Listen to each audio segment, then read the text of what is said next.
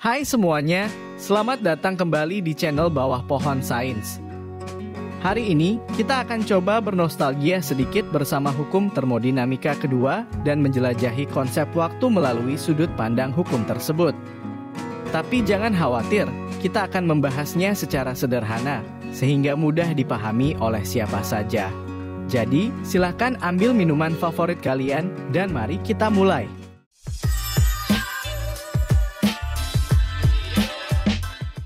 Sebelum kita bahas mengenai konsep waktu, mari kita bahas sedikit mengenai hukum termodinamika kedua. Hukum ini pada dasarnya menyatakan bahwa dalam setiap perpindahan atau transformasi energi, entropi total dari suatu sistem yang terisolasi selalu meningkat dari waktu ke waktu. Tapi wait, tunggu dulu. Apa sebenarnya entropi itu? Secara sederhana, kita bisa menganggap entropi sebagai ukuran ketidakteraturan atau kekacauan dalam suatu sistem. Well, kalian mungkin bingung dengan definisi tersebut. Tapi, bayangkan Anda memiliki setumpuk kartu yang tertata rapi. Setiap kartu disusun dalam urutan tertentu. Sekarang, jika Anda mengocok kartu, maka kartu-kartu yang tadinya tersusun rapi menjadi lebih acak dan tidak teratur. Peningkatan keacakan dan ketidakaturan ini sesuai dengan peningkatan entropi yang dimaksud oleh hukum kedua termodinamika. Hukum kedua termodinamika ini sebenarnya menyatakan sesuatu tentang aliran waktu. Seolah-olah hukum ini ingin memberitahu kita bahwa proses yang terjadi secara natural cenderung bergerak ke satu arah, yakni menuju ketidakteraturan dan kekacauan.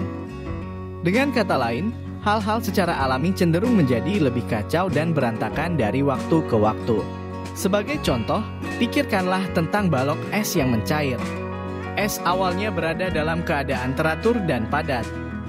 Saat meleleh, molekul air bergerak lebih acak dan sistem pun pada akhirnya menjadi lebih tidak teratur. Peningkatan entropi dari es tersebut sejalan dengan hukum kedua termodinamika. Dan ini menunjukkan bahwa arah panah waktu secara natural terkait dengan peningkatan ketidakteraturan atau entropi dalam suatu sistem. Sekarang, Anda mungkin bertanya-tanya, apakah perubahan antara siang dan malam merupakan representasi dari waktu? Well, dalam arti tertentu, jawabannya yes. Rotasi bumi menyebabkan siklus siang dan malam, memberi kita cara untuk melacak waktu dalam skala yang lebih besar. Ini seperti jam alami yang membantu kita mengatur segala aktivitas kita di bumi. Namun, konsep waktu lebih dari sekedar rotasi bumi. Konsep waktu melibatkan perkembangan momen, peningkatan entropi, dan misteri yang mengelilingi kita. Kemarin belum tentu sama dengan hari ini, dan hari ini belum tentu sama dengan besok, meski kita berada di tempat yang sama. Telur yang Anda pecahkan kemudian diacak-acak tidak bisa kembali lagi utuh seperti semula. Gelas yang jatuh dan pecah di lantai tidak bisa kembali utuh seperti sedia kala. Sekuat apapun kita berusaha menyatukan serpihannya dengan menggunakan lem misalnya, tapi tetap saja dia bukan lagi seperti gelas sebelumnya. Ini menunjukkan bahwa entropi meningkat dan bahwa waktu tidak bisa diputar kembali. Dengan kata lain, kita tidak bisa menghentikan waktu entah sekuat apapun kita mencobanya. Waktu akan terus mengalir ke depan. Aliran waktu yang selalu konstan ini terkait erat dengan peningkatan entropi. Peningkatan entropi secara natural merupakan cara alam semesta mengingatkan kita bahwa perubahan adalah esensi dari waktu. Secangkir kopi panas yang berubah jadi dingin. Ruangan yang rapi berubah menjadi semakin berantakan. Mantan yang tiba-tiba minta balikan. Koruptor yang berubah menjadi alim. Atau bahkan kita, yang setiap hari mengalami proses penuaan itu sendiri.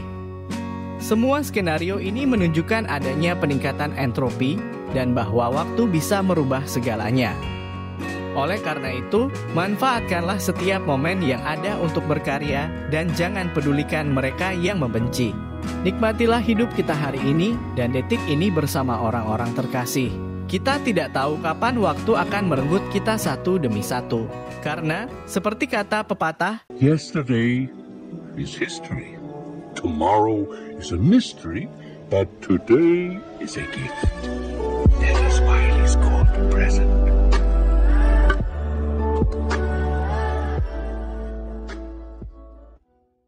So, seperti biasa, jika Anda merasa video ini informatif, jangan lupa subscribe, like, dan share video ini agar kami tetap semangat dalam berbagi informasi-informasi menarik lainnya seputar sains.